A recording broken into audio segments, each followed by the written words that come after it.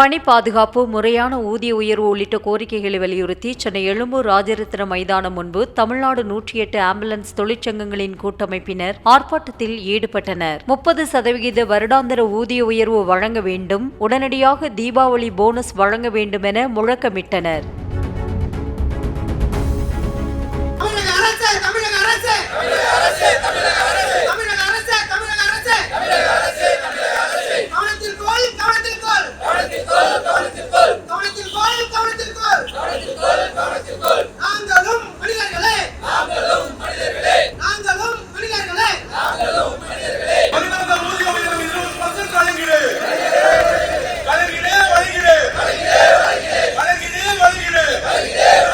இந்த ஆர்ப்பாட்டத்தில் அவருடைய நியாயமான கோரிக்கைகள் அத்தனையும் எங்க நோட்டீஸ் அடிச்சு கொடுத்துருக்காங்க.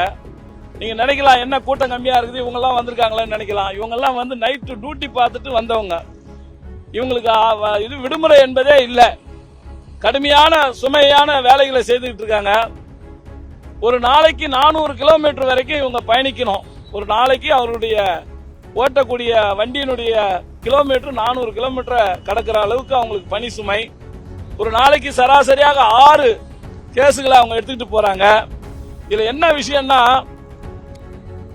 அந்த 400 கிலோமீட்டரும் அந்த சைரனோட போகணும். அப்ப அவங்களுடைய காது என்ன ஆகும்? ஒவ்வொரு டிரைவருக்கும் காது கேட்காது. சாதாரண அந்த அளவுக்கு கஷ்டமானது. எப்பவும் நம்மளே ரோட்ல பாக்குறோம், சைரன் போட்டு வண்டி வந்தா ஓடுறோம், ஏன்னா அந்த சவுண்டு. ஆனா இவங்க அந்த வண்டியை ஓட்டும் போது அந்த வண்டி ஓட்டக்கூடிய அத்தனை நேரத்திலயும் அந்த சைரனோடவே அவங்க பயணிக்கிற மாதிரி அவங்களுடைய வாழ்க்கை இருக்குது. முழு பணத்துல தமிழ்நாடு அரசு கொடுக்கின்ற பணத்துல நடக்கின்ற இந்த 108 ஆம்புலன்ஸ் சேவையை நடத்தி வருகின்ற நிறுவனம் தாந்தோன்றித்தனமாக தொழிலாளர்களை வஞ்சிக்கின்ற வேலையை செய்யுது. எந்த விதமான தொழிலாளர் நல சட்டங்களுக்கும் உட்படாமல் இந்த தொழிலாளர்களை வேலை வாங்கி கொண்டிருக்கிறது. எல்லா அரசிடம் இருந்து பணத்தை பெற்று ஒரு நிறுவனம் நடக்குதுன்னு சொன்னா அது வந்து தகவல் அறியும் உரிமை சட்டத்தின் கீழே கண்டிப்பாக இருக்கும்.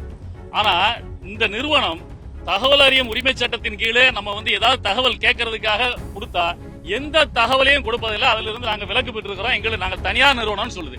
அப்ப அரசிடம் இருந்து வருடத்திற்கு 400 கோடி ரூபாய் பணத்தை பெற்றுக்கொண்டு அதுல வந்து இந்த மெயின்டெனன்ஸ் வாகனங்களை 1600 1700 வாகனங்கள் ஓடுது. 108 மற்றும் இந்த பெண்களுக்கான வாகனங்கள், மார்ச்சுவரி வாகனங்கள்லாம் ஓடுதுன்னா அந்த வாகனங்கள் எல்லாம் முழுமையா தமிழக அரசால் வழங்கப்பட்டிருக்குது. அதை மெயின்டைன் பண்ண வேண்டியது, அதுல பணியாற்றுகின்ற ஊழியர்களுக்கு சம்பளம் கொடுக்க வேண்டியது. இந்த வேலையை மட்டும்தான் அந்த நிறுவனம் செய்யுது. ஆனா இது எப்படி சம்பளம் வரையறுக்கப்படுகிறது, இவருக்கு ஊதிய உயர்வு எப்படி கொடுக்கப்படுகிறது, எதற்குமே வரையறை கிடையாது. தொழிற்சங்கங்கள் இருக்குது, தொழிற்சங்கத்தை கூட்டி வருடத்திற்கு ஒரு முறை பேச்சுவார்த்தை நடத்தி ஊதிய உயர்வு, போனஸ் போன்றவற்றை நிர்ணயிக்கணும்னு சொல்லி நம்ம கேட்டா அந்த வரம்புக்குள் நாங்கள் வரமாட்டோம் என்று சொல்லுகிறார்கள்.